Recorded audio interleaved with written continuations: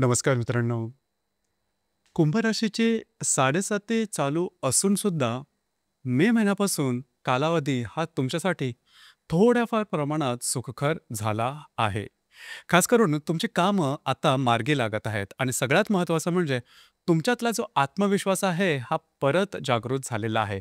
याचं कारण आहे गुरु जो आहेच हा तुमच्या 5व्या स्थानामध्ये अतिशय महत्त्वाच्या अशा शुभ स्थानामध्ये भ्रमण करत आहे.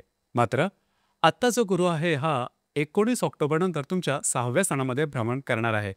तर मग याचा पुढचा जो कालावधी आहे, या कालावधी परत तुमच्यासाठी अशुभ फलदायी होईल का? किंवा परत 7.5ची झळ तुम्हाला लागू शकेल का? तर याचं उत्तर नाही असं आहे. कारण सगळ्यात पहिली आणि महत्त्वाची गोष्ट म्हणजे 6व्या स्थानात भ्रमण करणारा गुरु हा जास्तीत जास्त 1.5 ते 2 महिन्यापर्यंत तुमच्या 6व्या स्थानामध्ये भ्रमण करणार आहे. त्यामुळे काळजी करू नका, कारण परत हा गुरु वक्री होऊन तुमच्या 5व्या स्थानातच येणार आहे. आणि सगळ्यात महत्त्वाची गोष्ट म्हणजे दुसऱ्या स्थानात भ्रमण करणारा जो शनी वक्री होता, तो ऑक्टोबरच्या शेवटी मार्गावर सोडणार आहे. आणि बाकीचे जे ग्रह आहेत हे सुद्धा तुमच्याच फेवरमध्ये असणार आहेत. तर अर्थातच याचे जे प्रभाव परिणाम असतील ते ऑक्टोबर, नोव्हेंबर, डिसेंबर 2025 मध्ये कुंभ राशीकरता कशा प्रकारचे असेल, या सर्व संदर्भातली खुलासे व चर्चा आपण या व्हिडिओमध्ये करणार आहोत. तर सुरुवातीला आपण चर्चा करू की तुमचं जे स्वास्थ्य आहे, मानसिक किंवा शारीरिक, हे नेमकं कशा प्रकारचं राहील. जसं की तुमच्या राशीचा जो स्वामी आहे शनी, हा तुमच्या द्वितीय स्थानामध्ये भ्रमण करतो आहे, मार्गस्थ होणार आहे या म्हणजे ऑक्टोबरच्या अंत म्हणजे शेवटी शेवटी. दुसरी महत्त्वाची गोष्ट म्हणजे तुमच्या राशीच्या षष्ठस्थानामध्ये गुरु सुद्धा येणार आहे 19 ऑक्टोबर नंतर. याचप्रमाणे राशीचा जो अष्टमेश आहे बुध, हा तुमच्या 8व्या, 9व्या, 10व्या आणि 11व्या स्थानामध्ये भ्रमण करणार आहे. तुमच्या राशीमध्ये राहूचं सुद्धा भ्रमण आहे. एकत्रित सांगायचं झालं तर या संपूर्ण कालावधीमध्ये थोडंसं आरोग्याकडे लक्ष देणं गरजेचं राहील. अर्थात ज्या व्यक्ती पहिल्यापासूनच आरोग्याच्या संदर्भातले काही व्याधीने पीडित असतील, त्यांनी मात्र स्वतःच्या आरोग्याकडे थोडंसं लक्ष देणं गरजेचं राहील आणि हा कालावधी ऑक्टोबर महिन्याचा राहील. बाकी सर समजा सांगायचं झालं तर साधारणतः नोव्हेंबर डिसेंबरमध्ये तुमचे जे स्वास्थ्य आहे, मानसिक किंवा शारीरिक, हे नॉर्मल राहील. काळजी करू नका. यानंतर आपण चर्चा करू की तुमचा जो आर्थिक स्तर आहे, हा आर्थिक स्तर नेमका कशा प्रकारचा राहील. जसं की तुमच्या धनस्थानामध्ये जो शनी आहे तो भ्रमण करतो आहे आणि राशीचा जे 3 महत्त्वाचे ग्रह आहेत की ज्यामुळे तुमच्या राशीचा आर्थिक स्तर सुनिश्चित केला जातो. पहिला जो ग्रह आहे तो बुध, जो की तुमचा पंचमेश आहे, अष्टमेश आहे, तो अष्टम, नवम, दशम आणि लाभ स्थानामधून भ्रमण करतो आहे. आणि राशीचा जो धनेश आणि जो द्वितीयश आहे, धनेश किंवा लाभेश जो आहे गुरु, हा गुरु तुमच्या 5व्या स्थानातून 6व्या स्थानामध्ये भ्रमण करणार आहे. सगळ्यात महत्त्वाचं म्हणजे राशीचा जो राजयोगकारक ग्रह आहे शुक्र, हा तुमच्या 8व्या, 9व्या आणि 10व्या स्थानामध्ये भ्रमण करत आहे. काळजी करू नका. आर्थिक जो स्तर आहे हा तुमचा बऱ्याच प्रमाणात व्यवस्थित राहणार आहे. फायनान्शियल क्रंचेस साधारण गेल्या 2-3 महिन्यापासून आलेले होते, तर ते सुद्धा अगदी नॉर्मल होणार आहेत. काळजी करू नका. फक्त इथे एकच गोष्ट आहे, आर्थिक आवक तुमची ही उत्तम राहणार आहे. मात्र खर्चावर थोडंसं नियंत्रण ठेवा. खर्च थोडेफार जास्त होऊ अर्थात तुमची जी रास आहे ही अगदी काटेकोर आहे, अगदी शिस्तप्रिय आहे किंवा शिस्तबद्ध आहे. तरीसुद्धा या गोष्टीकडे थोडंसं लक्ष देणं गरजेचं आहे. आरोग्याच्या संदर्भातले त्रास हे थोडेफार डोकं वर काढू शकतील. यानंतर सगळ्यात महत्त्वाची आणि दुसरी महत्त्वाची गोष्ट म्हणजे जर का तुम्ही शेअर मार्केटमध्ये ट्रेड करत असाल, तर त्यांच्याकरता तुम्हाला जे काही महत्त्वपूर्ण ट्रेड करायचे असतील, ते नोव्हेंबर आणि डिसेंबर महिन्यामध्ये तुम्ही करू शकता. तुमचे अंदाज चुकणार नाहीत किंवा तुम्हाला त्याचे काही चांगले लाभसुद्धा मिळू शकतील.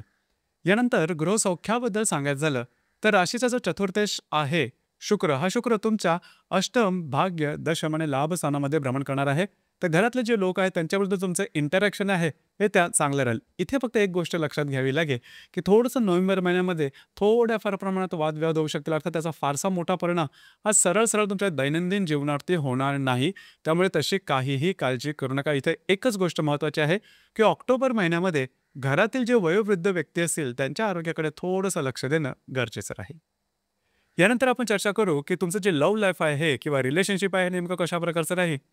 जसं की तुमच्या राशीचा जो पंचमेश आहे बुध, हा तुमच्या अष्टम, भाग्य, दशम आणि लाभ स्थानामध्ये भ्रमण करतो आहे.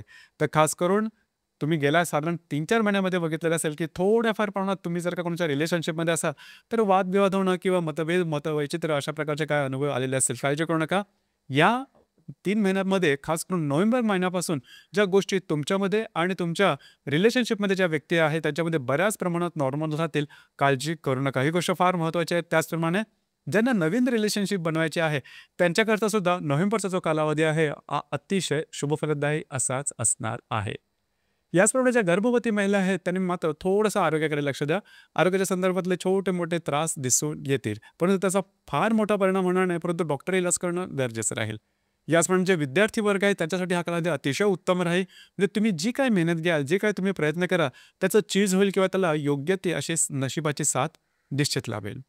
यानंतर वैवाहिक जीवनाबद्दल सांगायचं झालं, तर राशीचा जो सप्तमेश आहे रवी, हा रवी तुमच्या अष्टम, नवम, दशम स्थानामध्ये भ्रमण करणार आहे.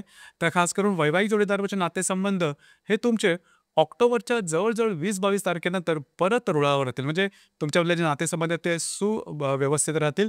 त्याच्यामध्ये हार्मनी खूप चांगल्या प्रकारची दिसून येईल, काळजी करू नका. याचप्रमाणे ज्यांना विवाह करायचा आहे त्यांच्यासाठी सुद्धा कालावधी हा बराचसा फेवरेबल असणार आहे.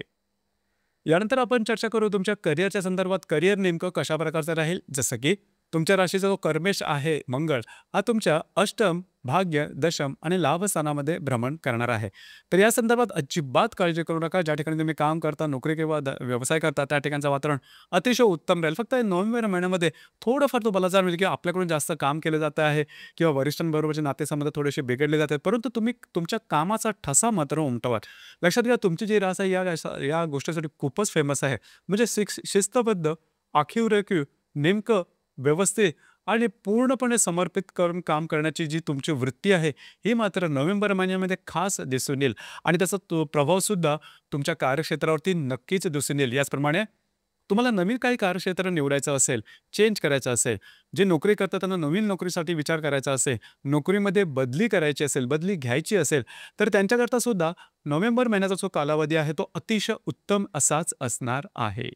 तर एकंदरीतच सांगायचं झालं तर ऑक्टोबर, नोव्हेंबर, डिसेंबर या 3 महिन्यामध्ये जरी गुरु तुमच्या षष्ठ स्थानामध्ये जाणार असला तरी त्याचा काहीही फारसा मोठा विपरीत परिणाम तुमच्या राशीवरती होणार नाही. त्याच्यामुळे तशी काही काळजी करू नका, कारण परत हा गुरु वक्री होऊन तुमच्या पंचम स्थानामध्ये अतिशय शुभफलदायी अशा स्थानामध्ये येणार आहे.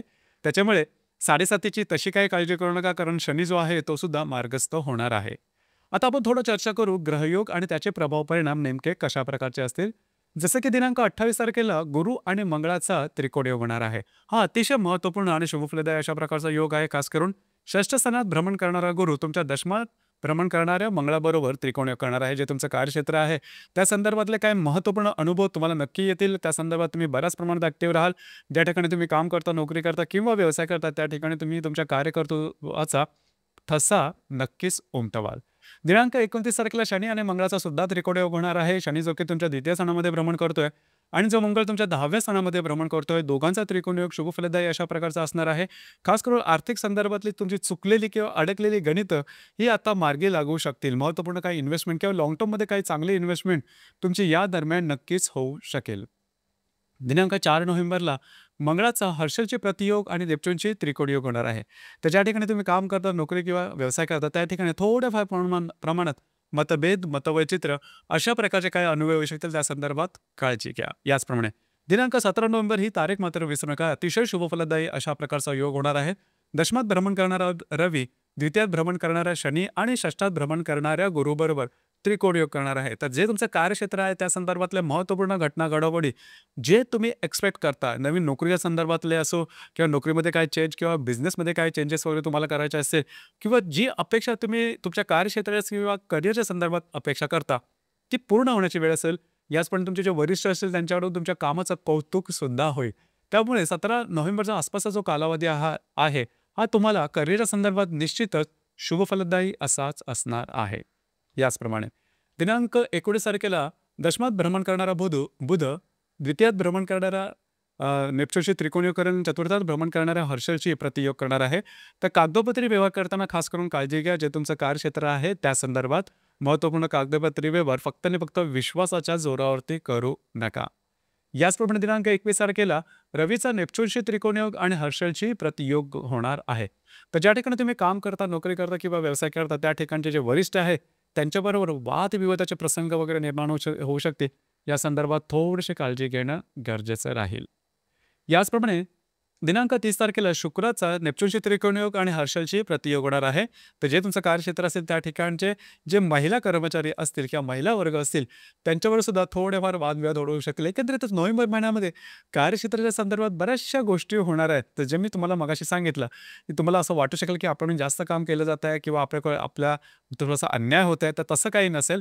उलट पक्षी तुम्ही याला समर्थपणे तोंड द्याल आणि तुमच्या कार्यकर्तृत्वाचा ठसा नक्कीच उमटवा. त्याचप्रमाणे दिनांक 10 डिसेंबरला हर्षल आणि बुधाचा प्रतियोग होणार आहे. इथे सुद्धा थोडाफार प्रमाणात मतवैचित्र्य कागदोपत्री व्यवहारापासून किंवा गुप्त शत्रू जे की तुमच्यापेक्षा वयाने लहान अशी काही मंडळी असेल की जे तुमच्या विरोधात आहेत, वरवर चांगलं बोलतात मात्र मागून कागाळ्या करतात, अशा लोकांपासून थोडंसं सावध राहणं गरजेचं राहील. त्याचप्रमाणे पौर्णिमेबद्दल सांगायचं झालं या तिन्ही महिन्यामध्ये तर 7 ऑक्टोबर, 5 नोव्हेंबर आणि 11 डिसेंबरला पौर्णिमा आहे. अर्थात 11 डिसेंबरची ती दत्त पौर्णिमा आहे. याचप्रमाणे अमावास्येबद्दल सांगायचं झालं तर 21 तारखेला अमावास्या आहे, 21 ऑक्टोबरला की जी लक्ष्मीपूजनाची अमावास्या आहे. 20 नोव्हेंबर आणि 20 डिसेंबरला सुद्धा अमावास्या आहे. लक्षात घ्या पौर्णिमा आणि अमावास्याला जरी काही योग असले तरी अमावास्या आणि पौर्णिमा स्वतःचे जे परिणाम आहेत हे दाखवतातच. खास करून या दरम्यान थोडंसं आपल्या भावना असतात त्या तीव्रतम होतात आणि तीव्र भावना असल्यामुळे कधी-कधी आपण चुकीचे निर्णय घेतो भावनेच्या आहारी जाऊन. तर या संदर्भात काळजी घ्या. या ज्या अमावास्या किंवा पौर्णिमा सांगितल्या त्या दरम्यान कुठल्याही प्रकारचे महत्त्वपूर्ण निर्णय, कमिटमेंट, प्रॉमिसेस आणि वादविवादापासून लांब राहणं गरजेचं राहील. तर मित्रांनो हे होतं कुंभ राशीकरता ऑक्टोबर, नोव्हेंबर, डिसेंबर 2025 करताचं संपूर्ण राशीफळ. धन्यवाद.